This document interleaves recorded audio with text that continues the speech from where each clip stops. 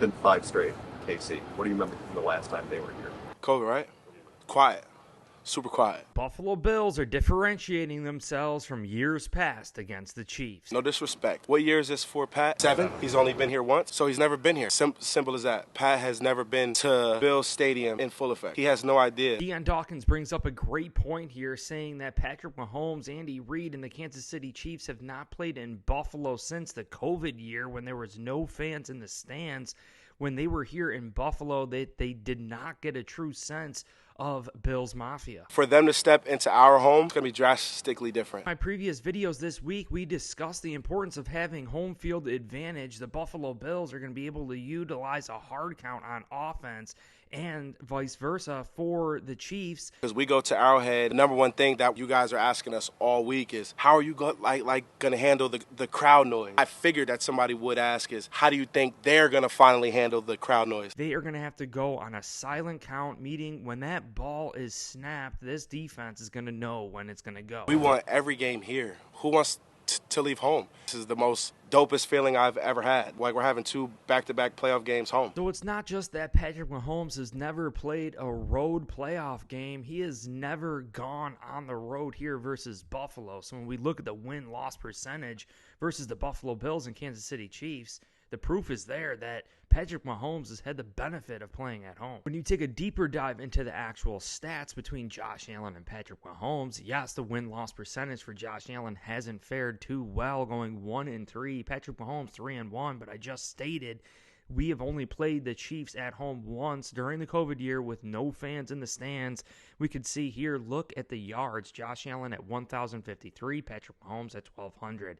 Josh Allen, 11 passing touchdowns, 2 interceptions. Patrick Mahomes, 10 passing touchdowns, 2 interceptions.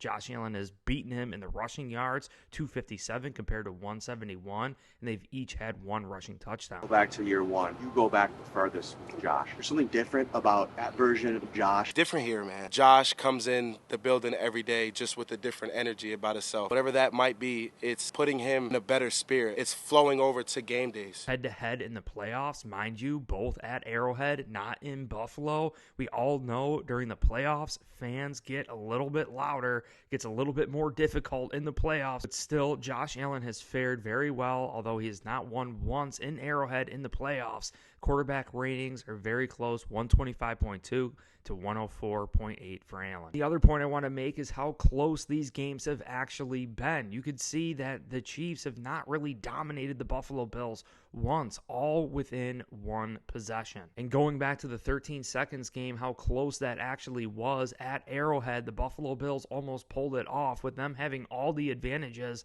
on their side. We could see all the score changes starting at 1:54 in the 4th, going into overtime. All-time record, including the playoffs, it's even closer. Looking at the win-loss percentage here, even with Josh Allen only playing at home once during these 6 games, they are 3-3 against the Kansas City Chiefs, including the regular season. We could see Josh Allen has a higher completion percentage by 7%. Also, passing yards, very close. Patrick Mahomes at 301.5, Josh Allen at 269.2.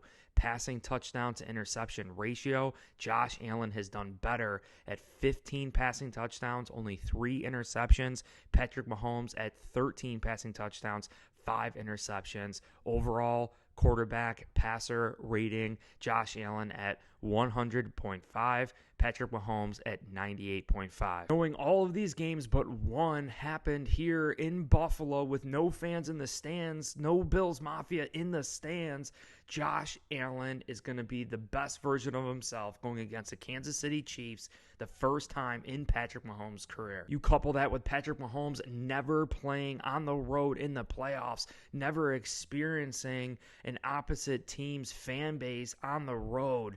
He's going to be for a rude awakening. The difference that the world is seeing is guys are genuinely for each other. Guys are hanging out. Guys are in the locker room. Like, guys are really playing ping pong. Guys are really sitting there playing Uno. Like, guys are really playing cornhole. They take that outside of the building. And it's not for fake. It's not forced. People are really trying to bond and grow so they can play for one another off and on of the field. You go back to Dion Dawkins' comments about this team being the tightest that they've ever been in the McDermott era. Guys truly hanging on and off the field together, playing games, playing ping pong, playing Uno, doing all sorts of things together as a unit, as a team. Not being forced this year. It's not being stuffed down their throats. What feels just different about this locker room? Just take a quick note if you're watching film. Look how many people are around the guys when they hit the ground. Guys are running over there to pick them up. Even Dion Dawkins saying guys are running over to one another on offense, helping them off the turf. Everyone is just doing their part to be an ultimate teammate. Sean McDermott stating the resilience of this team week after week, saying how resilient this team is, especially with the depth pieces on this team. Osiris Torrance starting each and every single snap for the Buffalo Bills during this season. Josh Allen weeks ago stating that this is the tightest team that he's ever been a part of, and we even saw this offensive line buy Josh Allen a gift, a four-wheeler. Now, Eric Wood and Ryan Fitzpatrick just had an interview, and Eric Wood was the center for Ryan Fitzpatrick, and he specifically asked Fitzpatrick, what was the best gift you ever received? Did you ever get a gift that was comparable to a four-wheeler like the Buffalo Bills bought for Josh Allen this year? And Fitzpatrick joked and said the best gift that he ever got were cowboy boots. Seeing Stefon Diggs during the games, slapping up different players, hugging them out on offense as well as defense, just being that ultimate fanboy on the sidelines. This entire team, offensively, defensively, special teams, they have some great unison going on right now, and it really starts with up top. Between Terry Bagula, Brandon Beane, Sean McDermott, each and every single coach on this team, and then it filters through the staff, through the maintenance guys cleaning the stadium, to the shovelers going out and getting this stadium ready for Bills Mafia. And when you hear Dawson Knox' message on Good Morning Football talking about that every single person's voice that goes to this game should be torn up on Monday when they go to work. We as fans need to do our part and sacrifice ourselves just like the Buffalo Bills have sacrificed themselves during this entire season. Putting their bodies on the line, fighting for this community, fighting for Buffalo.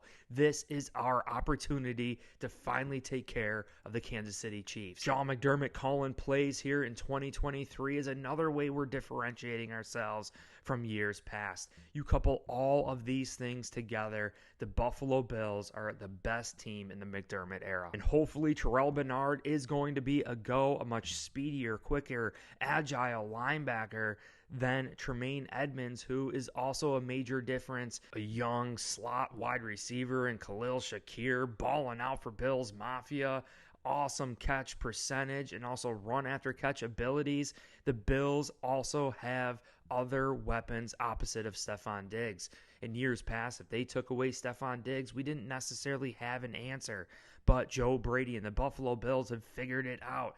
The DNA on offense, mixing between 11 and 12 personnel, keeping defenses honest between a run and passing threat, as well as additional weapons that we can actually throw the ball to, like Dalton Kincaid and Khalil Shakir.